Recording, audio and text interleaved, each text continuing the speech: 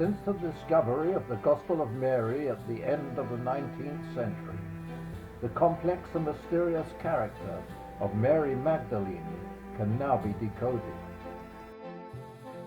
It seems that Mary and Jesus, who both lived in the Galilee in Israel, were very close friends, perhaps lovers, and possibly even married. Christ's disciple Peter lacked faith, denied Christ 3 times, and at times feared for his life. Peter, like the other disciples, fled when Christ was arrested, while Mary stayed and remained with him at his crucifixion. She also helped in taking down his body and laying it in the tomb. When Christ appeared to Mary on the 3rd day after the crucifixion, she hurried to tell the news to the other apostles, and was now coined the Apostle of the Apostles. It was now obvious that Mary was the most important disciple of Jesus. Why didn't she receive the symbolic keys of the kingdom of heaven and become the first pope? But the opposite occurred, and she was ousted from the Christian world.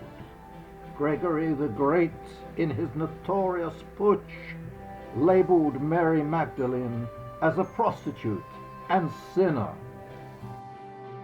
The Roman occupiers expelled Mary from the Holy Land, and together with family and friends, she set out to sea. Tracing Mary's journey, I stood on the spot at the coastal township of Sainte-Marie-de-la-Mer, near Marseille in France, where Mary first landed. I made my way in the mountains of Provence to the grotto of Saint Baume, where she spent the rest of her life in isolation.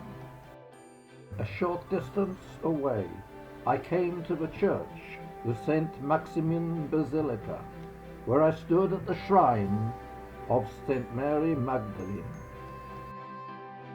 I went down into the crypt, and while viewing the skull of Mary Magdalene, I read the words, "Mary Magdalene was buried in the crypt," just after having received communion from the Bishop Maximin.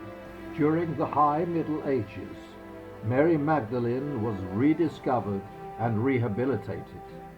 Her revival is reflected in the thousands of works of art, especially since the Renaissance.